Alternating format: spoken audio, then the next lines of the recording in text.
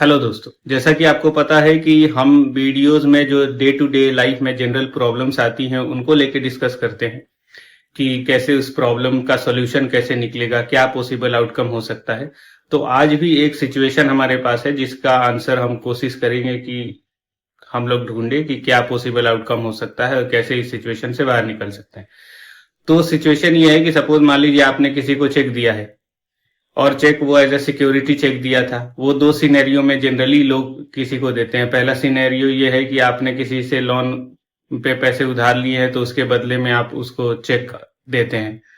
और दूसरा ये है कि कई बार कोई जो दुकानदार है या बिजनेसमैन है वो किसी से बिजनेस जब स्टार्ट करता है तो स्टार्टिंग में बिजनेस के वो सामने वाली पार्टी उससे चेक मांगती है कि आप मुझे ब्लैंक चेक दो।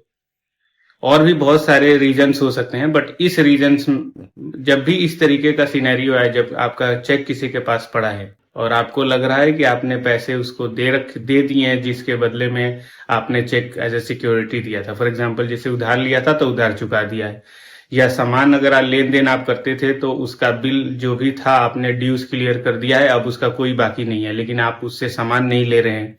तो आपको ये डर है कि सामने वाला जो चेक है आपका वो मिसयूज ना कर दे।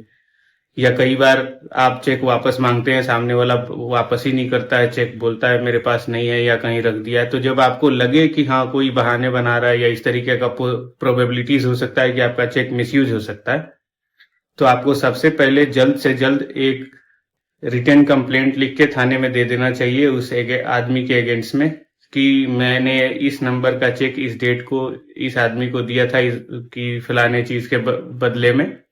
और अब क्योंकि हमारा सारा जो भी लेन देन था वो कंप्लीट हो गया है और वो चेक मेरा वापस नहीं कर रहा है, तो मुझे डर है कि वो मेरे केस चेक का मिसयूज करेगा। तो ऐसे में जब भी वो केस फाइल करेगा, वो चेक प्रेजेंट करके जब केस फाइल करेगा तो आपके पास एक वैलिड डिफेंस रहेगा अपने केस को लड़ने के लिए।